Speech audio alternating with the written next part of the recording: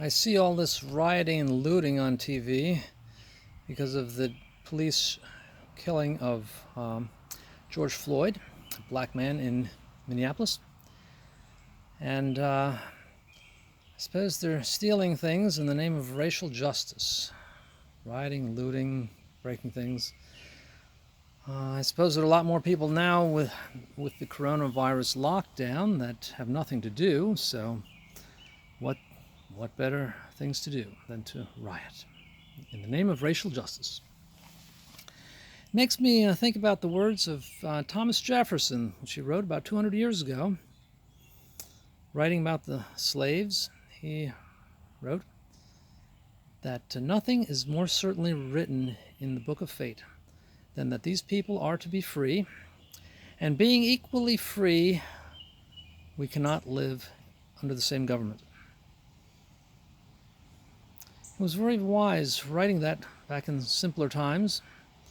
Not many men would have predicted the problems that we have today. And yet our leaders, they offer no real solutions.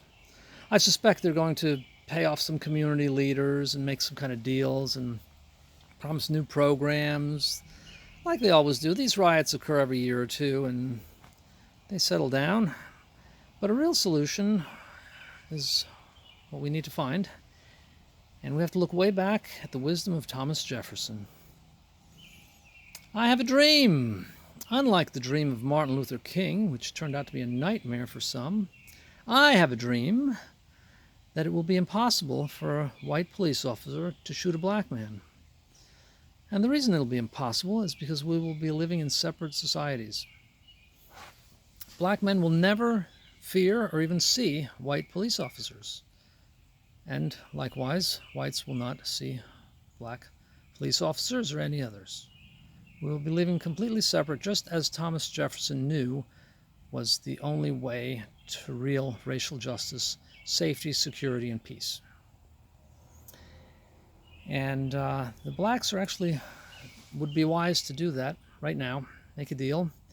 Because of mass immigration, Muslims and Hispanics are gaining power, and blacks and whites are losing. So I recommend splitting up the country, and I've written about this. This can be done. It won't be easy. It'll take a long time, 10 years or more, but it can be done. And as a matter of fact, if no one mentions this, I will, at some point in the future, declare my candidacy for the office of the president for the 2024 election.